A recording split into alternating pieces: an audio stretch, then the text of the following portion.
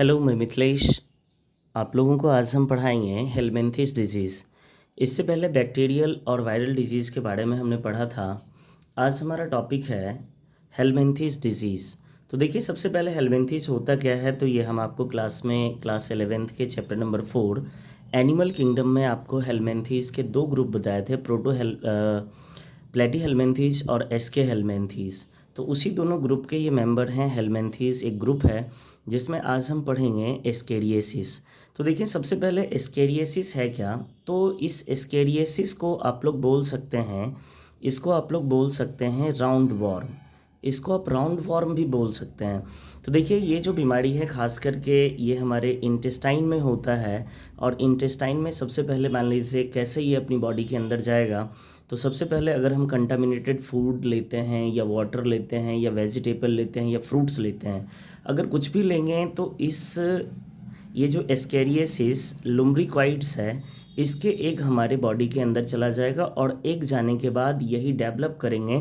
Develop करने के बाद ये हमारे ब्लड वेसल्स के थ्रू ब्लड्स में भी जा सकता है और ब्लड के साथ सर्कुलेट होकर के हमारी बॉडी के किसी भी पार्ट में ये जा सकता है। लेकिन जनरली ये हमारे इंटेस्टाइन का पैरासाइट है और ख़ास करके इंडो पैरासाइट है। क्यों इसका नाम दे रहे हैं इंडो पैरासाइट? क्योंकि ये हमारी बॉडी के अंदर चला जाता है, इसलिए इसका नाम है इंडो पैरासाइट।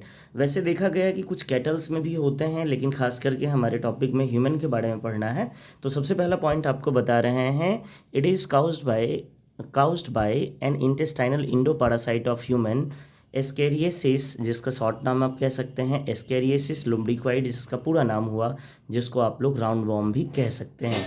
फिर देखें, ये जो पैरासाइट है ये अपनी बॉडी के अंदर खास करके ये जाता है, जो भी फीकल मैटर होता है इन्फेक्टेड पर्सन का, उससे होता हुआ खास करके ये फूड को कंटामिनेटेड कर देता है, वाटर को कर देता है, सॉइल को कर देता है। इन सारी चीज़ों को ये कंटामिनेटेड कर देता है, जिसके कारण धीरे धीरे ये अपनी बॉडी के अंदर चले जाते हैं। उसके बाद हम देखेंगे कि अगर हम लोग कंटामिनेटेड फूड लेते हैं, वाटर लेते हैं, इस तरह से सबसे पहले ये अपनी बॉडी में चला जाएगा और बॉडी में जाने के बाद ये जेजुनम में चला जाता है और जेजुनम में जाने के बाद ये ग्रोथ कर जाता है। अगर ऐसी परेशानी होती है तो खास करके सिम्टम्स क्या होंगे? एब्डोमिनल से रिलेटेड सिम्टम्स होंगे, जैसे एब्डोमिनल पेन हो गया, इंडाइजेशन हो गया, खाना सही से नहीं पचेगा।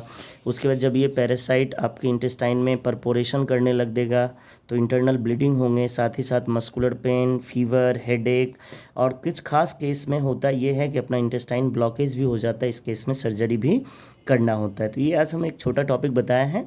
फिर आपको कल एक और वीडियोस मिल जाएंगे, जिसमें छुट्टी के कारण क्लास इफेक्टिव ना हो, इसलिए तो आज इतना ही। मिलते हैं अगले क्लास में।